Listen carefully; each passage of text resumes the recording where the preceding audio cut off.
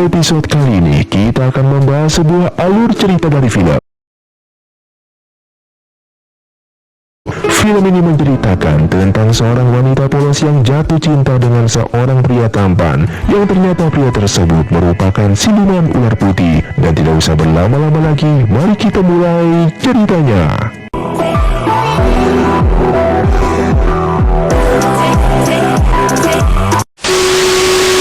Di awal film, terlihat ada seorang wanita cantik yang sedang beristirahat di bawah pohon. Wanita ini bernama Jing Yao, yang sedang melepaskan lelah dari kesibukannya untuk mencari tanaman obat. Dahulu Jing Yao merupakan seorang dewi yang menjaga istana, dan merupakan dewa ke-14, yaitu Dewa Petir. Tepatnya 500 tahun yang lalu, ia diturunkan ke dunia dikarenakan menyelamatkan seekor ular putih, yang mana tindakan tersebut melanggar aturan langit. Saat itu terlihat Jing Yao yang sedang menaiki tebing untuk mengambil tanaman ginseng, namun saat itu seekor ular mematuknya hingga terjatuh dari tebing. Jing Yao diselamatkan oleh pria tampan bernama Long Ting, yang mana Long Ting ini merupakan siluman ular putih yang menjaga Gunung Changbai. Selama ribuan tahun, ia bermeditasi untuk meningkatkan kekuatannya agar bisa melawan para iblis.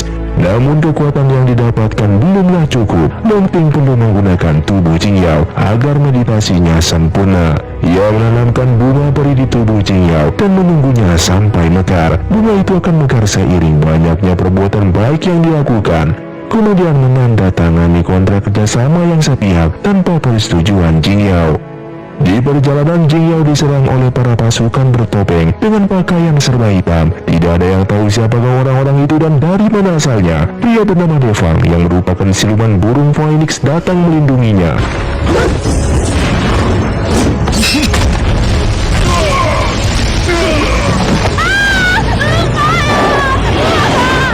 Terlihat pasukan bertopeng tadi melapor kepada seorang wanita bernama Yuntian atas kegagalannya menangkap Jing Yao. Sesuai aturan, jika gagal, maka jiwanya akan diserap oleh Ratu Iblis yang bernama Yunhua.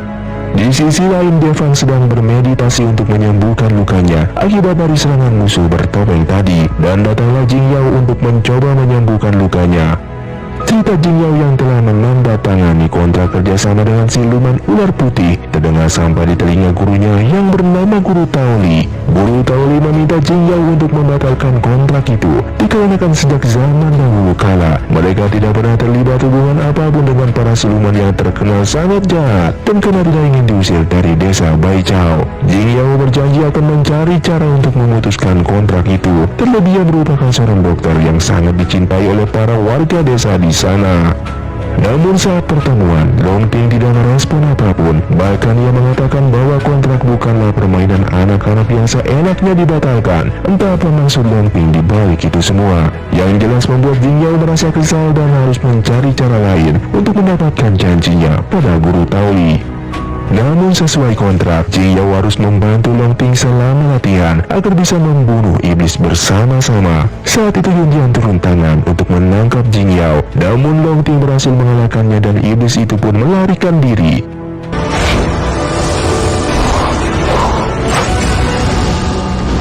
Melihat sikap Long Ting yang sangat peduli dengannya, perlahan Jing Yao pun mulai merasa nyaman.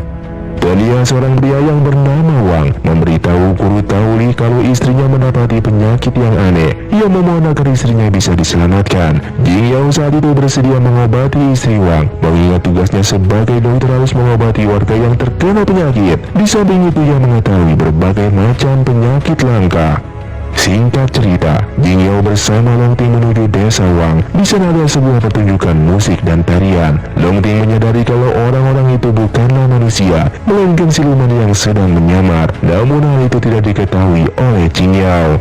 Kemudian Wang mengajak mereka menuju kamar istrinya dan mengintip melalui lubang pintu. Ternyata istri Wang sedang dirasuki dan dikendalikan oleh roh jahat. Semua itu merupakan ulah Yuntian. Berbagai macam cara dilakukan agar bisa menjebak dan menangkap Jing Yao. Namun dikarenakan keberadaan Long Ting di sisi Jing Yao, semua usahanya telah gagal.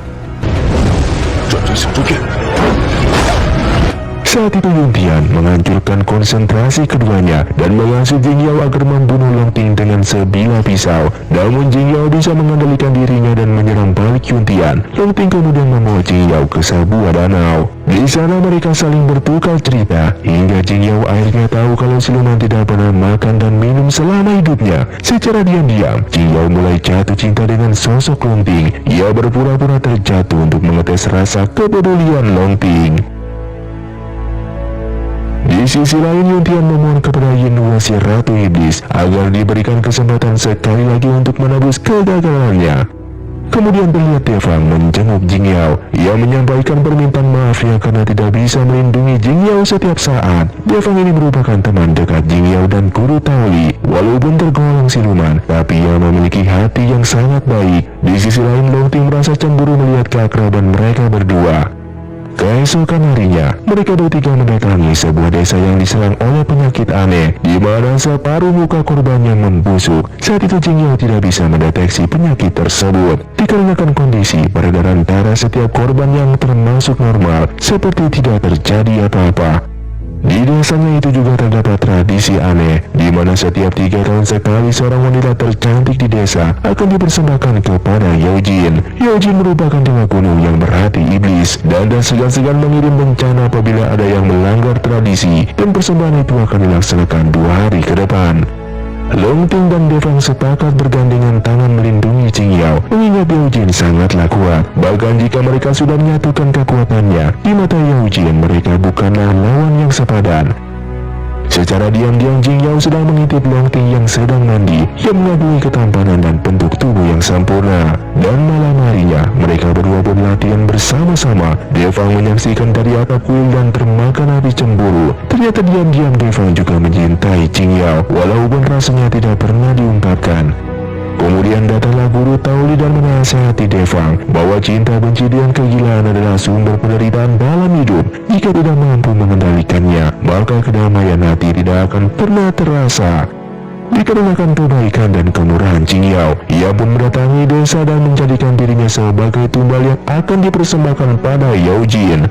Jing Yao pun didandani dan diberikan pakaian yang bagus. Namun Long Ting dan Devang tidak setuju menyerahkan Jing Yao kepada Yao Jin, karena mereka sudah sepakat untuk melindungi Jing Yao. Apabila Jing Yao jatuh ke tangan Yao Jin, maka sama saja dengan menyerah. Kemudian Devang pun menyamar sebagai wanita persembahan, kemudian dikirim ke istana Yao Jin. Namun di perjalanan Yuntian membunuh rombongan dan menculik Devang.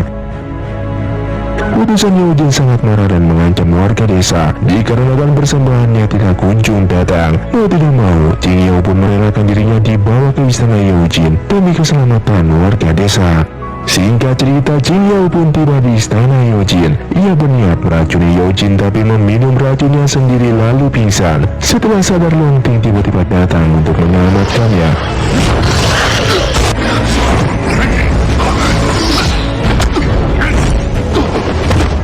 Melihat Long Ting disakiti, Jing Yao seketika berubah menjadi dewa petir. Hal itu terjadi secara spontan tanpa ia sadari.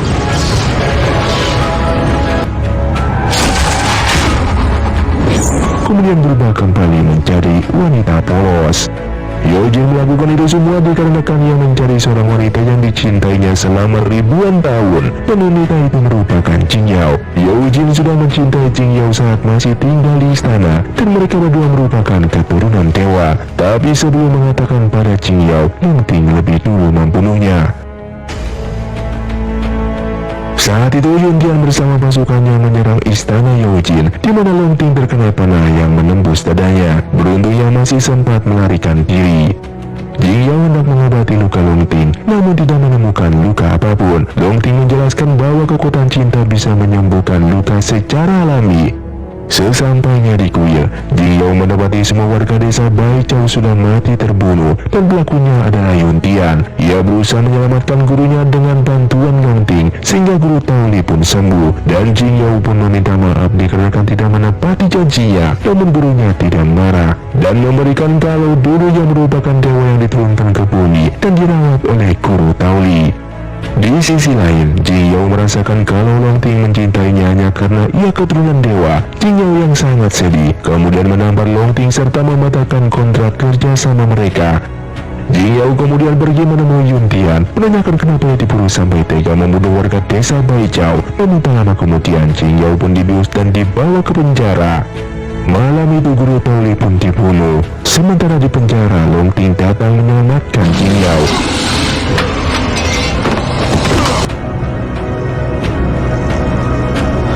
Dan Yuntian pun berhasil kabur setelah menyerap jiwa saudarinya.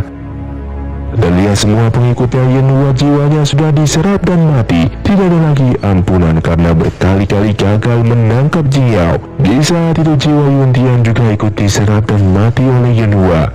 Di waktu yang sama, Long Ting datang dan melihat Yenhua sedang duduk sendirian. Ternyata mereka merupakan teman baik dan sama-sama berasal dari keluarga siluman ular. Saat itu Yenhua menginginkan Jinhua, dikarenakan dengan menyerap jiwa keturunan dewa, maka para iblis akan hidup abadi selamanya, serta memiliki kekuatan yang tidak tertandingi.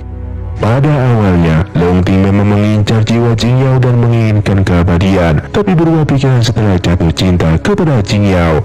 Sejak saat itulah ia berusaha melindungi Jin Yao dari kejahatan para iblis. Devang yang mengetahui bahwa Long Ting berteman baik dengan Yenhua, lantas menyerangnya dengan penuh amarah.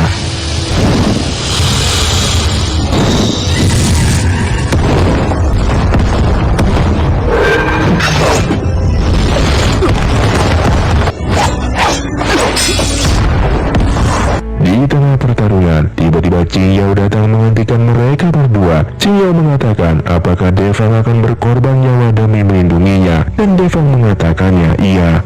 Saat itu Jin Yao menusuknya sebelah pisau ke perutnya. Ternyata itu bukan Jin Yao yang sebenarnya, melainkan Yenhua yang berubah wujud menyerupai Jin Yao. Dan akhirnya Devang pun mati dan dibuang ke sungai.